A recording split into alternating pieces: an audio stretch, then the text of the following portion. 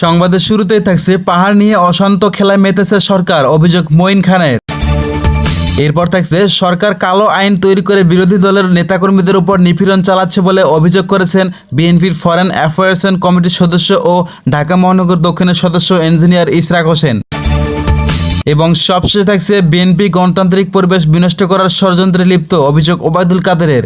এতক্ষণ শুনছিলেন সংবাদ শিরোনাম, এখন থাকছে বিস্তারিত। পাহাড় নিয়ে অশান্ত খেলায় মেতেছে সরকার, অভিযোগ মঈন খানের। বান্দরবানে পাহাড় নিয়ে সরকার আবারও কোনো অশান্ত খেলায় মেতেছে কিনা, আবার নতুন নাটক করেছে কিনা, এমন প্রশ্ন তুলেছেন বিএনপির স্থায়ী কমিটির সদস্য ডক্টর আব্দুল মঈন খান। তিনি বলেছেন, সরকার একসময় জুজুর ভয় দেখানোর জন্য দেশে আইএস নাটক করেছিল। দেশ চালায় সরকার, রাষ্ট্রীয় সমস্ত ক্ষমতা তাদের হাতে। আর কুকি চিনকে বিএনপি দূরবীন না মাইসল স্পক দিয়ে আবিষ্কার করলো। আজকে সরকারের ব্যর্থতা প্রমাণিত হয়েছে। মঙ্গলবার 9 এপ্রিল রাজধানীর উত্তরায় সদ্য কারামুক্ত বিএনপির ধর্ম বিষয়ক সম্পাদক রফিকুল ইসলাম জামালের বাসায় সাংবাদিকদের এক প্রশ্নের জবাবে তিনি এসব মন্তব্য করেন। এ সময় মঈন খান বলেছেন, জামালের পরিবারের সদস্যদের সঙ্গে কুশল বিনিময় করে তাদের পাশে থাকার আশ্বাস দেন। বিএনপি গণতন্ত্রকে বাধাগ্রস্ত করেছে। আওয়ামী লীগ নেতাদের এমন অভিযোগের জবাবে আব্দুল মঈন খান বলেছেন, সরকারের আছে আওয়ামী লীগ, তাহলে বিএনপি কীভাবে গণতন্ত্রকে বাধা দেবে? এটা কিভাবে সম্ভব? এরা জবাব আওয়ামী লীগ ভালো দিতে পারবে। বাংলাদেশে আজকে গণতন্ত্র নেই। ক্ষমতাসীনরা একদলীয় শাসন কায়েম করে গণতন্ত্রকে হরণ করেছে। এটা শুধু বিএনপি সহ 63টি সমমাননার রাজনৈতিক দলের কথা নয়, আমেরিকার ইউরোপীয় ইউনিয়ন সহ গণতন্ত্র বিশ্ব একই কথা বলেছে। তিনি বলেছেন, আমরা রাজপথে আছি, এক দফা আন্দোলনের শেষ পর্যায়ে রয়েছি। বাংলাদেশে গণতন্ত্র ফিরিয়ে আনতে হবে, এটাই আমাদের দাবি। আমরা শান্তিপূর্ণ রাজনীতিতে বিশ্বাসী। মানুষের ভোটের অধিকার, কথা বলার অধিকার ও গণতন্ত্রের অধিকার ফিরিয়ে না দেওয়ার আগ পর্যন্ত আমাদের আন্দোলন চলবে। সাবেক এই মন্ত্রী বলেছেন, 2014 সালে বিনা ভোটের নির্বাচন, 2018 সালে দিনের ভোট রাতে করে 294 আসন দখল করে নেয় এবং 2024 সালের 7ই জানুয়ারি প্রহসনের নির্বাচন চলমান আন্দোলনের সঙ্গে একাত্মতা প্রকাশ করে মানুষ নীরবে ভোট বর্জন করেছে।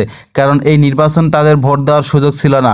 স্বাধীনতার জনপ্রতিনিধি বাছাই করার কোনো সুযোগ ছিল না। ডক্টর মঈন খান বলেছেন, আজকে বাংলাদেশের কেন গণতন্ত্র নেই? গণতন্ত্র না থাকলে তো মুক্তিযুদ্ধের আন্দোলন মিথ্যা হয়ে যাবে।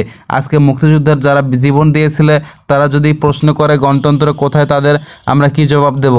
মুক্তিযুদ্ধের সাপেক্ষ শক্তি বলে দাবি করে আজকে সেই সরকার কি জবাব দেবে? আজকে আমরা কোনো দেশে বসবাস করছি, 2 দিন পর ঈদ, 1 মাসের সংযম ও ধৈর্যের পরীক্ষা দিয়ে ঈদ উদযাপন করা হবে। আজকে আমরা কি উদযাপন করছি? কোনো পরিস্থিতি আমরা বসবাস করছি। কারামুক্ত বিএনপির ধর্ম বিষয়ক সম্পাদক রফিকুল ইসলাম জামাল বলেছেন, 16 ডিসেম্বর মহান বিজয় দিবসের রাতে বাসা থেকে আমাকে গ্রেপ্তার করা হয়। এরপর থানা ও কারাগারে আমাকে মানসিকভাবে টর্চার করা হয়েছে। বিএনপির নেতাকর্মীদের ছেলে মধ্য আটকে রাখা হতো, বাইরে বের হওয়া দেওয়া যায়নি। 29 ডিসেম্বর জামিন পেলেও জেলগেট থেকে আবারও 2023 সালের জুলাইয়ের পুরনো মামলায় গ্রেপ্তার দেখানো হয়। এখনও বাসার সামনে পুলিশ টহল অব্যাহত রয়েছে। সরকার কালো আইন তৈরি করে বিরোধী দলের নেতাকর্মীদের উপর নিপীড়ন চালাচ্ছে বলে অভিযোগ করেছেন বিএনপির ফরেন অ্যাফেয়ার্স কমিটির সদস্য ও ঢাকা মহানগর দক্ষিণের সদস্য ইঞ্জিনিয়ার ইশরাক হোসেন। মঙ্গলবার 9 এপ্রিল রাজধানীর গোলাপ বিভাগ অবিভক্ত ঢাকার সাবেক মেয়র মরহুম সাদেক হোসেন খোকা ফাউন্ডেশন উদ্যোগে গুম হওয়া বিএনপি নেতাদের পরিবারকে ঈদ উপহার প্রদানের অনুষ্ঠানে এ অভিযোগ করেন তিনি। অনুষ্ঠানে রাজধানীতে বিভিন্ন সময় গুমের শিকার হওয়া বিএনপি এর অঙ্গ সংগঠনের নেতাকর্মীদের পরিবারগুলোর মাঝে ঈদের সামগ্রী বিতরণ করেন ইশরাক বলেছেন, গুম হওয়া পরিবারগুলোর শোক বিএনপির মূল শক্তি। শোককে শক্তিতে পরিণত করে আগামী দিনে এই ফ্যাসিস্ট সরকারের পতন ঘটাতে হবে। এজন্য সবাইকে ঐক্যবদ্ধ হওয়ার আহ্বান জানান বিএনপির এই নেতা।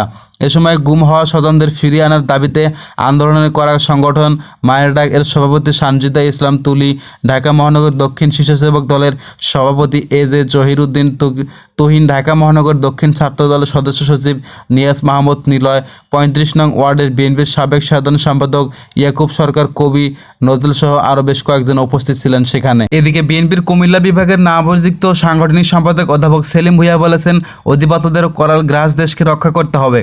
তাবেদার সরকার দেশটাকে দুর্নীতির স্বর্গরাজ্যে পরিণত করেছে। জাতি তাকিয়ে আছে আমাদের ভারপ্রাপ্ত চেয়ারম্যান তারেক রহমানের দিকে। তিনি বলেছেন, বর্তমান পরিস্থিতিতে দেশের স্বাধীনতা রক্ষার জন্য তারেক রহমানের বিকল্প নেই।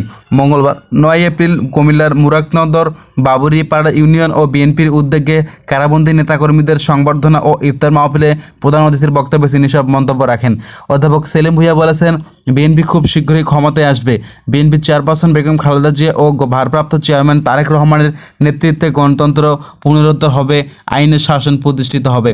উপজেলা বিএনপির আহ্বায়ক মঈনুদ্দিন আঞ্জনের সভাপতিত্বে আরও বক্তব্য রাখেন বিএনপির কেন্দ্রীয় সহসভাপতি সংগঠনের আখতারুজ্জামান সরকার, সদস্য সচিব FM তারেক মুন্সি সহ আরও বেশ কয়েকজন নেতাকর্মী।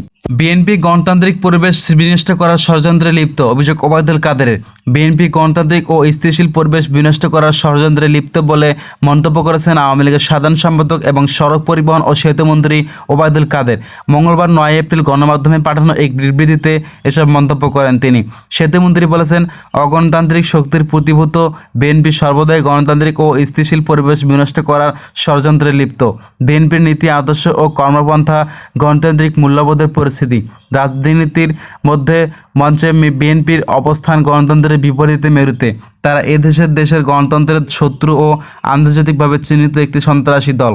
তিনি বলেছেন, সামরিক স্বৈরাচারের হাতে প্রতিষ্ঠিত বিএনপি গায়ে গণতন্ত্রের আলখোরা জড়ালেও ভেতরে অগণতান্ত্রিক প্রেক্ষাপটে ধারণা করে। তাই সাংবিধানিক ও নিয়মতান্ত্রিক পদ্ধতির প্রতি তাদের কোনো শ্রদ্ধাবোধ নেই। ওবায়দুল কাদের বলেছেন, নির্বাচনে অংশগ্রহণ না করে তারা নির্বাচন বানচালের উদ্দেশ্যে সন্ত্রাস নৈরাজ্যের সৃষ্টি করেছিল। বিএনপি তাদের মগজদ্ধ সন্ত্রাসকে রাজনৈতিক কর্মসূচির মাধ্যমে আড়াল করার অপচেষ্টা করেছে, কিন্তু তাদের স্বরূপ আজ জাতির কাছে এবং আন্তর্জাতিক পরিমণ্ডলে স্বীকৃত। কানাডার ফেডারেল আদালতে কর্তৃত্ব বিএনপির একটি সন্ত্রাসী সংগঠন হিসেবে অভিহিত হয়েছে। তিনি বলেছেন, লাভার্থক ভুল নীতি ও ভুল কর্মসূচি গ্রহণের মাধ্যমে বিএনপি ভুলের চোরাবালিতে নিমজ্জিত। এখান থেকে উত্তরণের জন্য আমাদের সর্বজাত পদক্ষেপ গ্রহণের মধ্য দিয়ে তারা আরও গভীর হয়ে পড়ে যায়। বিএনপির রাজনীতি চরমভাবে দুর্দশাগ্রস্ত। ভুল রাজনীতির কারণে তাদের নেতাকর্মীরা হতাশগ্রস্ত। সেতুমন্ত্রী বলেছেন, ব্যর্থ বিএনপির উদারভ্রান্ত নেতাকর্মীরা জনগণের মাঝে হতাশার বীজ বপনের অপচেষ্টা করছে। তাদের সামনের কোনো স্বপ্ন নেই। তাই বিএনপির নেতারা ইতিবাচক কোনো কিছু দেখতে পায় না, বরং নেতিবাচক রাজনীতির মাধ্যমে দেশ ও জনগণের ক্ষতি সাধনের সর্বদা ষড়যন্ত্রে লিপ্ত থাকে। তাদের এ ধরনের কর্মকাণ্ড দেশ ও জনগণের স্বার্থ বিরোধিতা করে। তিনি বলেছেন, বঙ্গবন্ধু শেখ হাসিনার নেতৃত্বে আওয়ামী লীগের নেতাকর্মীরা এদেশের স্বাধীনতা, সার্বভৌম ও গণতন্ত্রের রক্ষার জন্য নিরলসভাবে কাজ করে যাচ্ছে। সব প্রতিকূলতা ডিঙ্গিয়ে আমরা বাংলাদেশকে এগিয়ে নিয়ে যাব। আগামীর বাংলাদেশ হবে উন্নত ও সমৃদ্ধ, নিরাপদ, স্মার্ট বাংলাদেশ।